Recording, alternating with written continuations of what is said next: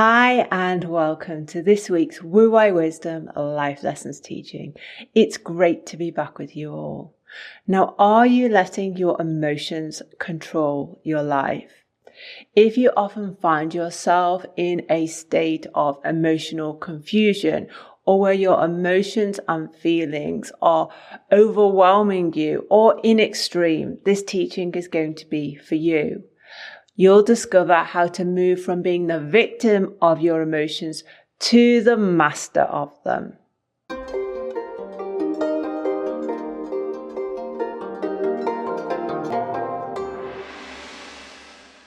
Okay, David, so why is this issue of understanding our emotions and being able to control our emotions so very important? You're right, Alex. To me, it's vital. In our model, the Wu Wei Wisdom model, this is one of the real fundamentals. I call it one of the three foundations. You are the creator of your emotions. You are not the victim of them. So this doesn't mean you shouldn't have emotions or emotions are bad. I believe they're the opposite. I believe that even negative emotions are very good and useful if you use them correctly. But you are the creator.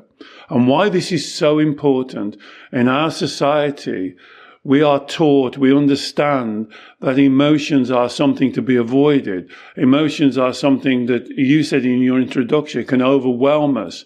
And what's more important for my clients, they base their life and their decisions on the emotion without realizing that they are the creator of the emotion. So it's like spilling milk and then concentrating on the spilt milk instead of understanding how you spilt it. And you have to go back to that first fundamental. What are your beliefs? What are your thoughts that create the emotion? Emotions are always the consequence. You can't ground yourself in consequences. And so, David, I think because a lot of people misunderstand our approach and think that somehow we are encouraging people to suppress their emotions, deny their emotions, dismiss them, squash them down, ignore them, all those things. And we're absolutely not saying it. But I guess one of the issues is a lot of therapy approaches right now are encouraging people to really explore, sit in, marinate in, feel the emotions, see where they are in their body, and let almost like the emotions become the focus and the center of the therapy. And our approach is different again in that regard. You're right, Alex. And when we get feedback, this is sometimes the feedback I get. They say, oh, you're saying we should ignore the emotions. And I'm not saying that. I'm saying the opposite. We should pay attention to the emotions, but the emotions are the starting point, what we call the golden thread process, which is the self-inquiry. The top line is the emotions. Let's find out what created the emotion. Let's not focus on the emotion. Let's focus on the beliefs and thoughts that create the emotion. Because this is where it's so wrong when people accuse us of this. Because I believe that a negative emotion can be a blessing, can be one of your greatest assets. Because now you've got a chance to discover what is the misaligned belief that is creating the negative emotion. Whether that's anxiety, overwhelm, fear, being scared. There's a belief that's driving that emotion, and that's what you've got to get to make the change. Change the belief, the emotion will change almost instantaneously. You don't have to stay in the same emotion once you find out the cause and the creation of the emotion. And so it's almost like the belief, our core beliefs in our subconscious mind often, and often those beliefs that we've carried with us since our early childhood years, they are like the dynamo, the kind of energizing, which then influences our self-talk, our inner thoughts, our inner interpretations, our interpretations of the world and other people, which then in turn produce the emotions. So the emotions can often be, it's like the surface level, really, really valuable starting point. But that's almost like the limitations of their value, because the real value is in understanding the thoughts, and then the next level down is the core beliefs. Yes, right. So if you believe, for instance, let me give you an example. If you believe you're not good enough, what emotion is that going to create? It's not going to create a good emotion. You're not going to be walking around whistling a happy tune, not being good enough. It creates a negative emotion. And then what my clients will do is to focus on the negative emotion. They'll medicate, they'll eat too much, drink too much, do something to deal with the emotion instead of dealing with the belief, I'm not good enough. Why do you believe you're not good enough? See, and this is the golden thread. Why do you believe that? Why do you believe that? And that goes down into what you call the subconscious mind. In our model, we call the inner child, because you're right. Most of this was developed, adopted in your childhood. The pivotal age for me seems to be around 6 to 9 years old. That seems to be important. I'm not being absolute. It could be 5, it could be 10. But that kind of time period, I think, is very important for the construction and holding on to these beliefs. We call it the 3 lies. I'm not good enough. I can't cope. I'm unlovable, or I'm unworthy. All of those beliefs will then go on to create red light emotions, whatever you call them. Don't focus on the emotion, focus on the belief. So if, for example, a client comes to you and says, I'll give you some of the red light emotions. So I'm feeling very sad. I'm feeling lonely. I'm feeling empty. I'm feeling rejected. My relationship has failed. And you say to them, well, what's beneath those feelings? So then we get to the thoughts. So the thoughts would be something like, I believe I can't be a good partner. I believe I'm a failure. I believe I'm unattractive. Beneath those kind of thoughts related to the relationship, which are creating those red light emotions, there is the belief that I'm not lovable, which may come from you believing your parents don't love you, or your parents thinking you're not good enough. So when you ask that core question of where does this belief come from, it's almost like you're asking, when was the first time? So you may be thinking all these negative things about yourself right now as an adult, just, emerging from this relationship. But the very first time you had this self-doubt, I'm not good enough, I'm not lovable, which is creating all these red light emotions that you're really struggling with, was often in childhood. Yes, Alex. So there's 2 things on that what you said is very important. First of all, you have to separate the emotion from the belief. And a lot of clients have great difficulty with that. So I often say to them at the beginning, do you agree that you create your emotions? You are the creator of them. Nothing wrong with emotions, but you create them. And this is the answer I nearly always get. Intellectually, David, I agree with you. I've thought about it. I've watched your videos. Intellectually, of course, emotions don't float around the room and attack me like a virus. I create them. But, and then that's the word but. But means forget what I've just said. When you hear somebody ever say a but in the middle of a sentence, I agree with that, David, but means I don't agree with it. I agree intellectually that I create my emotions, and then I say, what other source, what other grounding have you got except your intellect? And then they say, my emotions. But then you're going to the consequence again. Yeah. So you've created now a circle you can't get out of. You're basing your emotions on your emotions. Yeah, and there's the difficulty, Alex. And it's very difficult to break that circle. And then, as you've just explained, once you get on the golden thread, why do you believe that? Why do you believe that? Where does that belief come from? You wasn't born with that belief. You wasn't born with the belief, I'm not good enough. You didn't pop out the womb and think, hey, I'm not good enough. This is a belief that you've inherited. Normally, not all the time, but normally from authority figures. Parents, grandparents, teachers, someone when you were 5, 6, 7, 8 that you looked up to. They either said this to you directly. This happens to many of my clients. They either say, you'll never make anything of yourself. You're not as good as your brother. You always let us down. You're not helping the family. We're disappointed in you. It can be as direct as that, or sometimes it can be indirect. Perhaps your mother and father have difficulty in loving you or supporting you or being there for you. And so the inner child then comes to the conclusion, what we call the vow. It must be me. There's something wrong with me. And then that creates the belief, I'm not good enough, and then you're now on the journey. And now you create the red light feelings.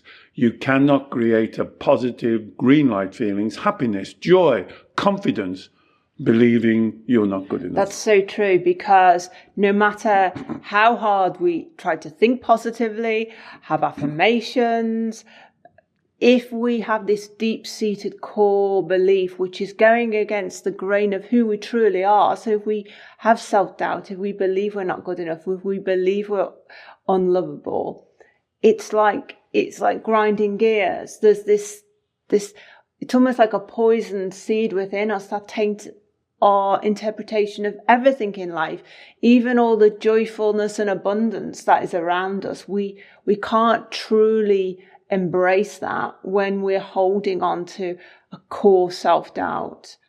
You're so right, and this is so vitally important for me and the basis of my work with my clients to try and help them. And this is, again, why I like the analogy of the inner child against the ego or the subconscious or the devil inside of you. This is a child.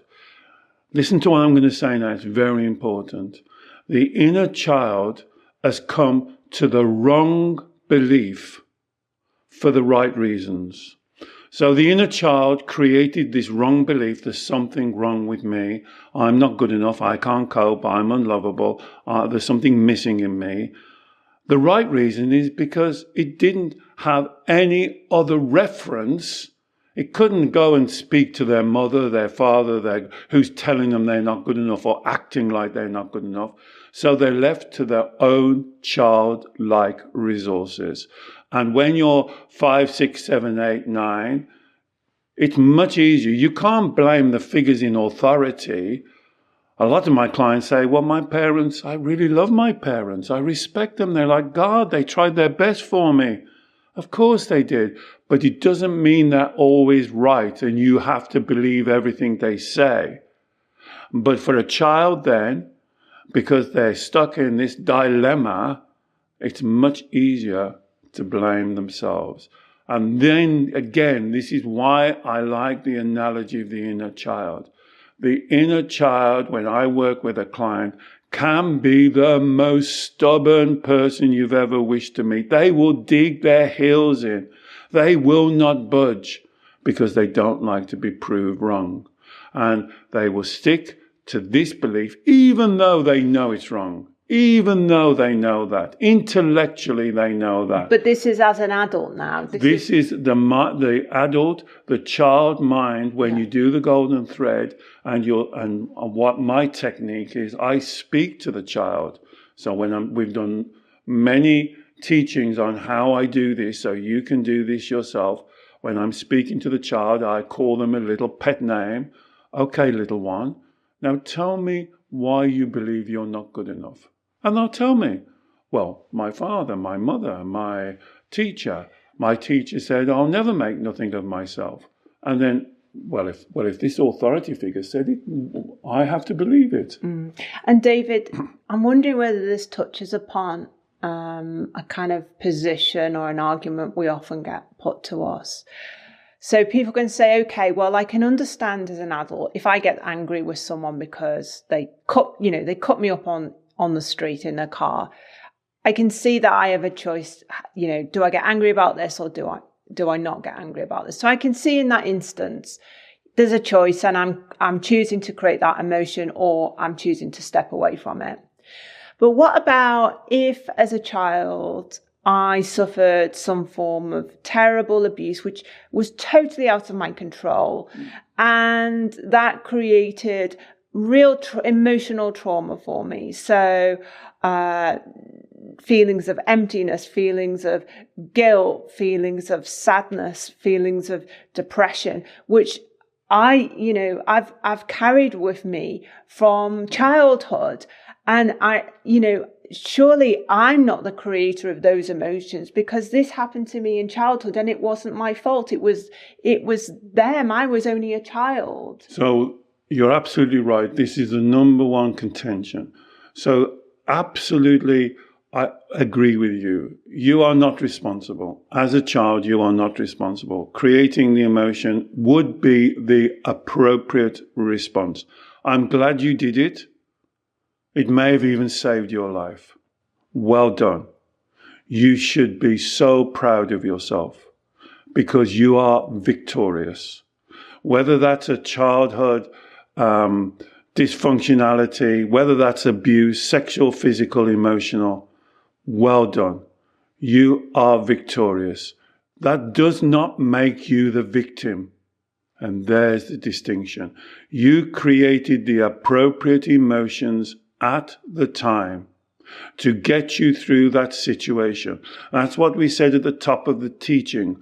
I am not saying emotions are wrong.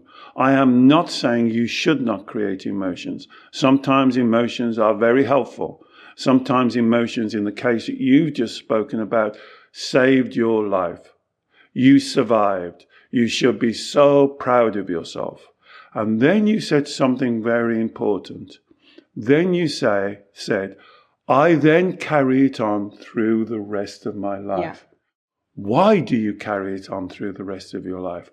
Why, through that incident, say this dysfunctionality, this abuse happened between the ages of whatever, 5 and 12, 5 and 15. Why are you now carrying on the same belief system when you're 20, 30, 40, 50? Some of my clients, 60, 70, 80, talking about the same belief system that had to happen to them decades ago. Why haven't you updated that belief system? That's why this teaching is so vital. You look at your beliefs. Why do you believe what you believe? What do you believe? Why do you believe it? So in this case, David, when you say belief system, what you are talking about is we are re-experiencing the same level of uncomfortable emotions that we experienced when we were faced right hard up to this situation in our childhood, the traumatic, dysfunctional situation, because there is something going on in our mind which is constantly recreating the experience in terms of what we're believing about ourselves, what we're believing about the outside world, and what we're thinking. Because it's, again, we come back to this idea of the thoughts and the beliefs being the dynamo. So although the event is not happening, the actual event of what we experience, or series of events, has long passed now. We are almost recreating the event. So the injustice of it, the horribleness of it, the vivid imagination of it, the sense of abandonment, all the kind of things that go on in a very confused, upset childlike mind. We are still somehow recreating the event in our mind, holding on to the event, and that is now what is generating what has become the dynamo for the emotions that we are experiencing. Because a lot of people think, I experienced the event decades ago, or the period of my life decades ago. I experienced the emotions. Those emotions are now kind of embedded within the physicality of me. It's like now it's part of who I am. But it's not the emotions, is it? It's the beliefs and the thoughts that come from the beliefs, which are almost embedded in the psyche. Okay, you said a lot there. So let me try and because I agreed with 90% of what you said. So what happens when you experience that series? It could be one event. For a lot of my clients, it's a series of events over many years. They then create a belief. The belief will always be that there is something wrong with them, the vow. There's something missing in me. Now, you said they recreate the event. Not always, Alex. What they do, they have a set of beliefs now. The way that I teach it, it's like wearing a set of glasses, and you see the world, but through your belief system, through your glasses, they're tinted yellow. So now everything you see is through that same belief. So if the belief is I'm not good enough, let's say that, this happened to me, my parents didn't love me, it must be my fault. Oh, let's use as I'm unlovable. My parents didn't love me, that must be my fault, I'm unlovable. Now that's the colour, the tint of your glasses. Now, you don't keep on reminding yourself your parents don't love me, but what you're doing now from now on is looking at the world through those tinted glasses. So you're looking, I think you use the word confirmation biased. I use the word self-fulfilling prophecy. You're looking at something that fulfills that belief. And then over time, like a dripping tap, that belief becomes firmer and firmer and firmer. You reject all of the stuff that disproves you're unlovable. You let go of that, because that doesn't fit your model. You concentrate on emphasizing that belief. And then you went on to say, the belief becomes ingrained. I don't like that word ingrained, because a lot of my clients think that, oh, you can't change beliefs. They're ingrained, they're natural. No, you can change a belief. We change our beliefs all the time. But they get confirmed, because you're confirming them. And that's why the golden thread process, this process of self-inquiry, going down to this very important question, what do you believe? See, it's about you. Not what your parents believe, not what your partner believes, not what your boss believes. What do you believe? Why do you believe it? And that is really the core. And as you then went on to say quite rightly, what a lot of my clients have done is then build their lives on this false belief, I'm not good enough, and the subsequent emotions that they're the victim of their emotions. And that puts them in what I call the carousel of despair. They're going round and around, as I've just described, confirming, reconfirming, all of the time in their mind. So the way they're living their life is confirming this false, misguided belief, because they're basing their life not on their Shen, as I said earlier, not on being victorious, not on finding a way through a situation. My clients tell me some terrible situations they've had in their childhood. I'm amazed that they've got through it. You are victorious.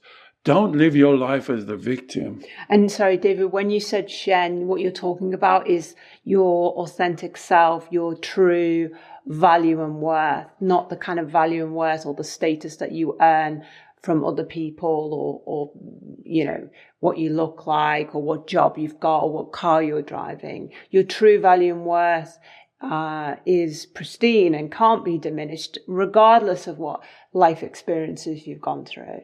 That's right, Alex. And that's why the vow is so vitally important. When you've said to yourself as a child, again, remember the age, 6, 7, 8, 9, it's very powerful. When you said to yourself, and you doubt yourself, there's something wrong with me, there's something missing with me, there's something not right with me, whatever you've personally said, that's the beginning, that's the seed. Then you put another layer. Now the 3 lies. I'm not good enough. I can't cope. I'm unlovable or I'm unworthy. Now you're setting the tint on your glass. Now you're looking for confirmation. And it's like layers of an onion. And you confirm, and you confirm. And what you're actually doing is confirming a false, misguided belief. And that's the problem. And then that's when a client says, but it's ingrained. It's ingrained, David. It's not ingrained. It's not. It's a belief. The belief is false. And that's where the inner child work. And we've done many, many teachings on this. It's so important. You have to go back through the golden thread, through the self-inquiry. You have to reintroduce yourself to that inner child part of your mind. You may be more comfortable calling it your subconscious mind or your ego, but I see it as an inner child. And I say on many videos, this is why I love doing this work with a client. To me, when I work with a client, it's like walking down cellar steps. That's what the golden thread process is. You're approaching the child down into a dark, dank, dark cellar. And in the corner there is a beautiful child, huddled up, doesn't know how to get out of it. And that's why this is so powerful. This child is victorious. This child is not a victim, and it just needs someone to sit with them. That's what I do in the first instance. Sit with them and talk to them. Listen to them. Answer their questions. And I'm sorry to say, for a lot of my clients, they've never done that to that part of the mind. They've done the opposite. They've criticized them. They've compared them. They've been judgmental. They've pushed them down. And just to sit with a child, and this is what I love the most about my sessions, when I can get through the resistance and sit with a child and answer the child's question, such as you said, if my mother tells me I'm not good enough, does that make it true? Do you believe everything your mother has said? Why would you believe this? Perhaps the problem has never lay with you. Perhaps the problem is with your mother or your father's emotional maturity and intelligence. Why don't you widen that picture? Why don't you look at your grandparents and see how they brought up your parents? Why don't you see if there's a pattern going through your generations of this way of bringing up children through criticism? And then the child goes, oh, you're right. Yes, I start to see that. Now what you're doing, you're widening the perception and you're giving the child what I call emotional education. Your inner child is not stupid. I never treat an inner child. They can be stubborn, they can be resistant, but they're not stupid. And once you start to give them that correct information and they understand that they create the emotion, and why a lot of the inner child creates emotion is to get your attention and to be heard, to be listened to. And that's what we should do. In the inner child work, in the golden thread process, it's very powerful. I would say life-changing, because you can go back to the core, to the root, to the foundation. The Taoists call it the fountainhead. I call it the first domino. You know, when all the dominoes spread out, you have to get to that first domino, and you have to be able to sit with your inner child, and you have to love it. Compassionate, kindness, listen to it, work with it, answer its questions. And the questions are difficult questions. Why would my parents do that to me? Shouldn't a biological mother and father love their child? If they don't love their child, surely it's my fault. These are the questions you have to answer. And David, I think a lot of people who are listening to this teaching may think, gosh, I tuned into this because I'm suffering from anxiety, I'm suffering from depression, I'm suffering from mood swings. My emotions are like a roller coaster every day. And you're talking about some really heavy childhood therapy stuff. But the truth is, in reality, what would you say, 90+% of people who come to you suffering from surface level adult emotional health problems, which they often believe are because of things that are going on in their life right at that moment in time. the root cause is this deeper stuff. So it's this deeper stuff that you really need to look at in order to move from being the victim of your emotions to them understanding them, and then being able to master them and control them and use them as a force for good in your life. You're right, Alex. I don't know what the percentage is, but I think that people that want to look at this model and tune into our videos and podcasts and perhaps book a session with me, they know deep down inside this is something that's been buried and heavy. And you call it this heaviness. And I would disagree with you. I think that once you start to understand the model and start to work with it for yourself, and this is the beauty of this, once you learn this, you can do this for yourself. Because what we're trying to do, instead of having this internal separation between your subconscious, your inner child, and you, the whole process is to bring it together so you're one. So you're working together from one thought and one voice, and that's based in Shen, your innate worth and value. And once the client sees that, you'll be surprised that you said it sounds heavy, but a lot of the times we're laughing and we're joking because we can see the inner child kind of. I always get this vision of the inner child going, I'm not going to change. No, I'm not going to change. No, I've believed this for so many years. I'm not going to change. I'm not going to tell you I'm wrong.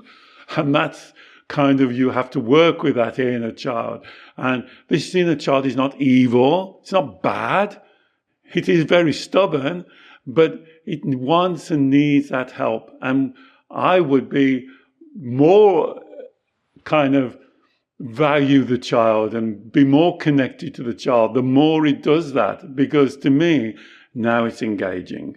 Now if we can get into that conversation that we call reparenting, now we can challenge, well, why do you believe that? Well, why do you believe that? Well, where did that come from? Were you born with that belief? Were you born not being good enough? And those are the questions. And what we're really doing, Alex, is we're really opening the way we look at ourselves and the way we view the world. We're changing the tint of those glasses, and we're seeing the world now through clear glass. And this is why this teaching, I'm sure we'll come back to this numerous times, because it is the bedrock. It's one of the 3 principles of Wu Wei Wisdom. You are the creator of your emotions. You are not the victim of them. You are not a victim. Stop thinking yourself as a victim. Think of yourself as victorious. Wonderful. Thank you, David. And I will put links in the show notes to our Golden Thread Process playlist, which has a lots more teachings on helping you understand the Wu Wei Wisdom process of self-inquiry that David's talked about and he uses with all his clients. And also I put a link to our Inner Child video playlist. And there's so many teachings on there to help you with this inner child conversation, inner child narrative, and the inner child reparenting. I really hope you have enjoyed and benefited from this video. Please do let us know and perhaps share it with someone else who you think it may also help. David works every week with clients all over the world via Zoom video call on exactly these sorts of issues. If you'd like to learn more about David's one-to-one consultations, do also check out the show notes and I'll put a link there as well. And finally, please don't forget to subscribe to our YouTube channel. We produce new teachings every week and we would love to share your journey with you. Bye-bye.